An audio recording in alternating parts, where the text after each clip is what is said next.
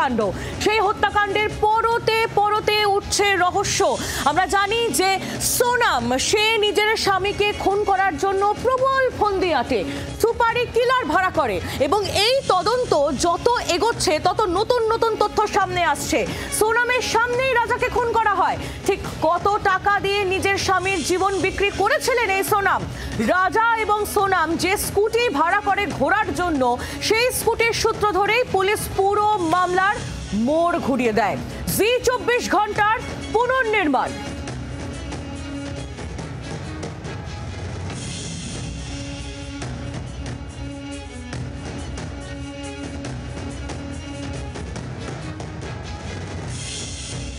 देखिए, अब हम इस वक्त चेरापूंजी के रास्ते में निकल चुके हैं और ये वही रास्ता है जिस रास्ते से होते हुए राजा और सोनम चेरापूंजी की तरफ गए थे।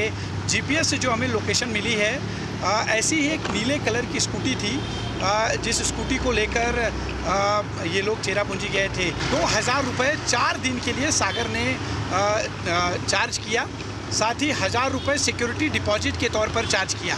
और फिर देखिए, इसी रास्ते से होते हुए सागर जो है, सागर ने जब स्कूटी दी तो राजा और सोनम इसी रास्ते से होते हुए ये सीधा निकले चेरापूंजी की तरफ।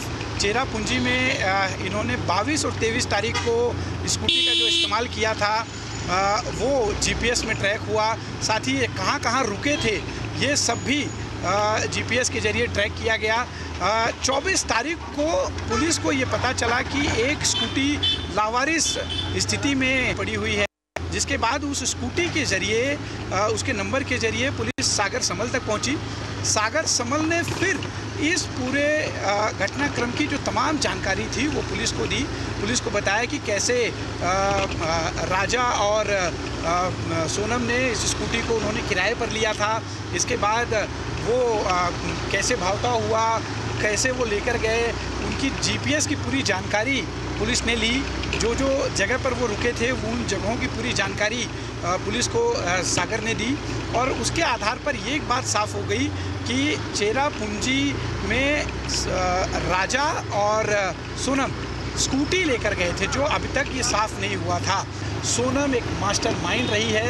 सोनम के ही कहने पर इस हत्याकांड को अंजाम दिया गया और इस हत्याकांड को अंजाम देने के लिए सोनम के ही यहाँ काम करने वाला राज कुशवाहा, जो सोनम का जो है फ्रेंड है, बॉयफ्रेंड के तौर पे उसकी बात सामने आई है। अकाउंट की जिम्मेदारी उसके पास थी और बाकायदा पुलिस ने राज को भी गिरफ्तार कर लिया और ये जो गुत्थी है वो अब सुलझ गई है। लेकिन अभी कई ऐसी कड़ियाँ हैं, कई ऐसे सबूत हैं जो पुलिस को इकट्ठा करना है, जिसके आधार पर आगे की जांच की जाएगी। हम चेरापूंजी के रास्ते में हैं, वो कहाँ रुके थे, कैसे जो है होटल से क्यों इतना जल्दी वो निकल गए, ये जो तमाम जानकारी है वो हम कोशिश करेंगे कि लोगों से हमें मिले और हम आप तक पहुँचा सकें।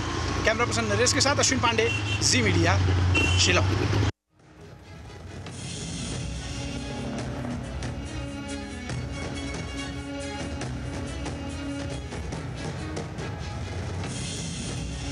সোনাম এবং রাজকে যে স্কুটি ব্যবসায়ী স্কুটি ভাড়া দিয়েছিল তিনি কি বলছেন শোনাবো এবার।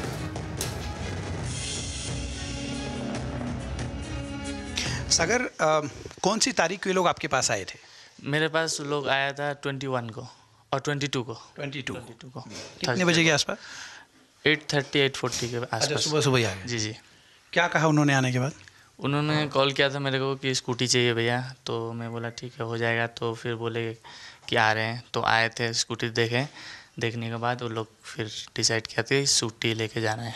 जब आपने इनको स्कूटी दी तो ये पहले दिन जब चेरापूंजी पहुंचे होंगे तो आपने देख रहे थे कहाँ पहुंचे हैं लोग, क्या कर रहे हैं, कर क्या रहे हो, तो खैर नहीं पता कहाँ पहुंचे। हमारा जैसे मैप है कि मेघालय से बाहर जाता है तो कोई गाड़ी हम लोग को मैसेज मिलता है कि बाहर जा रहा है, तब हम लोग कॉल करते हैं। और या तो जैसे 4 डेज़ के लिए लिए हैं, 4 डेज़ से 5 डेज़ हुआ तभी कॉल करते हैं कस्टमर को। जीपीएस पे देखते तो होंगे ना कि अभी कहाँ हैं ये, क्योंकि आपकी प्रॉपर्टी लेके जा रहे हैं। हाँ देखे थे, तो वो लोग चेरापूंजी में थे।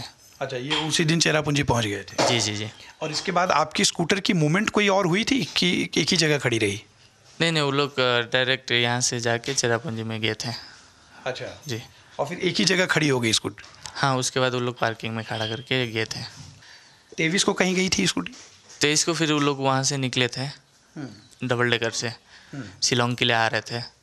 हाँ, तो उसके बाद तो मेरे को, क्योंकि मेरे को पेमेंट किए थे 22, 23, 24, 25 के लिए, तो 25 को लोग वापस आने वाला थे, तो हम इसलिए कॉल नहीं किया था। तो 24 को कॉल आया था पुलिस स्टेशन से, आपका गाड़ी यहाँ पे रखा हुआ है रोड पे। तो फिर मैं गया था, बताया, तो उनका नाम पे फिर मैं एक लिखित में दे के आया कि ये आदमी है जो हमसे लेके गया था और यहाँ पे रख के चला गया। যে স্কুটি ব্যবসায়ী সোনামদের স্কুটি ভাড়া দিয়েছিলেন তার বক্তব্য আপনাদের শোনাচ্ছিলাম, আর এবার আপনাদের শোনাবো সোনামের সহকর্মীদের বক্তব্য।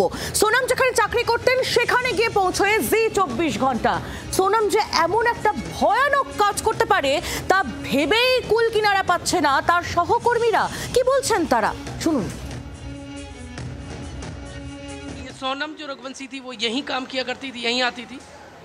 ये तो उन्हीं का ऑफिस था ना, ये उन्हीं का ऑफिस था। अभी सोनम को आते जाते देखा आपने? ये यहीं काम करते थे ना वो, तो इसलिए आते थे, वो तो रेगुलर बेसिस पे आते थे जब तक इनका ऑफिस शिफ्ट हो गया उसके बाद यहाँ से काफ़ी समय से। आपको पता है सोनम ने अपने ही पति की हत्या करवा दी आशिक के सामने?